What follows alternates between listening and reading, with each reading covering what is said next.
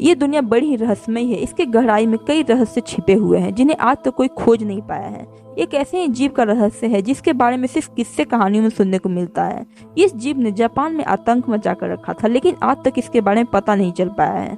तो आइए जानते हैं इस रहस्यमय जीव के बारे में। जापान के लोग दुनिया में सबसे मेहनती माने जाते हैं। यही कारण है कि उसे टेक्नोलॉजी की दुनिया का बादशाह कहा जाता है। लेकिन इस देश में एक कहानी बहुत ज्यादा प्रचलित है, वो है कप्पा नाम के एक रेप्टाइल की, जो कि जापान में छोटे बच्चों को खा जाता था।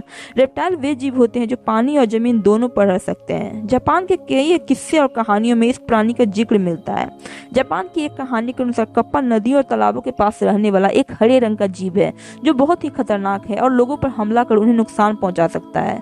पुराने दिनों में जापानी लोगों में कप्पा का बहुत ज्यादा डर था। लोग उसे जल का दानव भी कहते थे, लेकिन अब उसकी तस्वीरें और वीडियोज कार्टून कैरेक्टर के तौर पर इस्तेमाल की जाती है।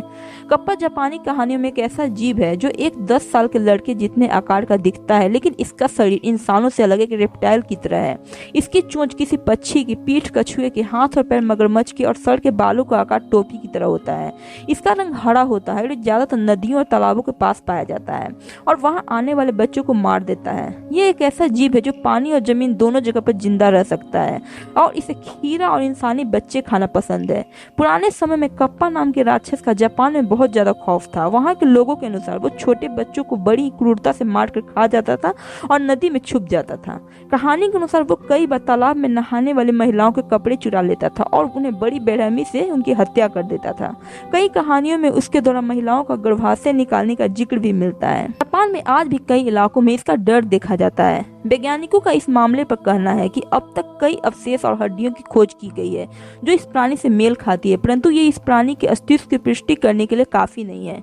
कुछ अवशेष मियाको निजो, सिमांजो और उनके परिवार द्वारा भी उपलब्ध कराई गई है, जिनके पूर्वजों ने 1818 में एक कप्पा को नदी किनारे मारकर मार दिया था।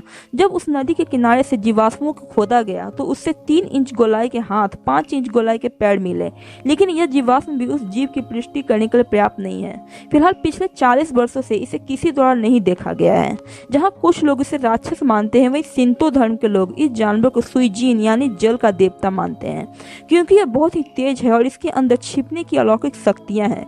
साथ ही जापान में कुछ जगहों पर इसके मंदिर और स्टेच्यू भी देखने को मिलते हैं। आजकल इसके कई कार्टून्स और टेलीविजन प्रोग्राम बनाए जाते हैं जो अमेरिका और जापान में बहुत ही पॉपुलर हैं। इन्हें टीवी पर एक साफ सुथरे इमेज वाले कैरेक्टर के रूप में प्रस्तुत किया जाता है, जिनमें निंजा टर्टल्स और टिंची यूनिवर्स सबसे ज्यादा पॉपुलर है। इन्हें कुछ कार्टून चैनल पर भी देखा जा सकता है। तो दोस्तों, ये थी कप्पा की वो कहानी जो जापान में सुनने को मिलती है। इसको लेकर आपकी क्या राय है? क्या आपको वाकई लगता है कि ये जीव हो सकता है? हमें कमेंट करके जरूर बताइएगा। Thank you.